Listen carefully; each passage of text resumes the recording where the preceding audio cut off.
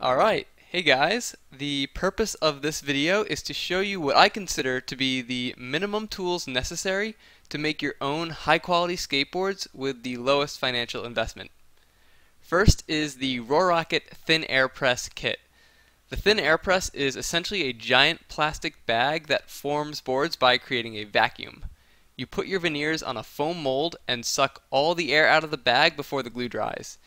In my opinion, this makes skateboard building way more accessible than the traditional hydraulic pressing method, considering you use one-part molds that can be shaped by hand instead of needing high-precision, high-strength two-part molds. The kit includes a hand pump, breather netting, and sealing tape. Next, the Surform rasp shaver makes shaping foam a breeze. It's just a couple of bucks, and it's a no-brainer. A handsaw that's at least 12 inches long will make shaping the foam mold go faster by allowing you to chop off lots of material at a time, which is helpful for shaping the kicktails and kick noses. A shop vac or even a dust buster will help make removing the air from the thin air press go faster.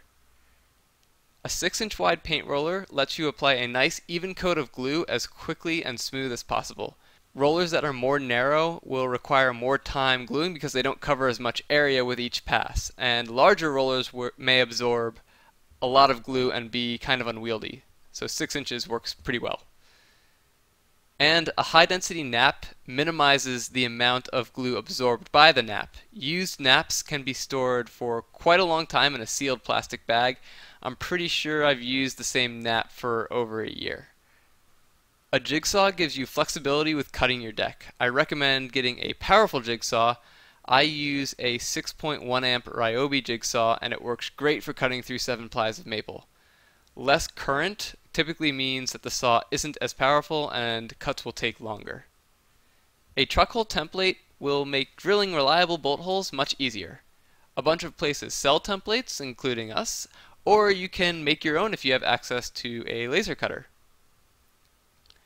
A drill is of course necessary for drilling the truck bolt holes. I recommend a corded drill instead of a battery drill though, so you don't need to recharge and replace batteries.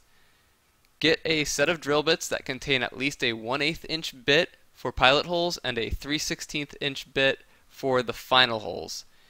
You may need to wiggle the drill a little bit when using a 3/16 inch bit though, in order to get the clearance necessary for passing the bolt through. Using a hammer and nail to make a slight indentation where your bolt holes will go is extremely helpful for drilling properly aligned holes. I only started doing this recently and I wish I knew to do it earlier. Having a decently powered sander is really helpful for cleaning up your jigsaw cuts. I got one from Harbor Freight and it gets the job done. I may upgrade to a more powerful belt sander at some point, but for the price this was worth it. The disc removes material a lot faster than the belt on this one. So a trim router will make rounding the corners a lot easier, but it definitely isn't necessary. So I'd hold off on getting one until you've really committed to making boards. Until then, just use your sander to round off all the corners. And finally, a random orbital sander allows you to get a nice smooth finish on your board quicker than sanding by hand. Use at least 220 grit discs or higher for the final sanding. And please be safe. Wear safety glasses whenever you're working with tools like these, and wear a dust mask if you are generating any sort of wood dust. Also, wearing hearing protection probably isn't a bad idea either. If this has helped you guys, please let me know in the comments. Also, consider checking out opensourceboards.com where I've got a bunch more resources on skateboard design and construction.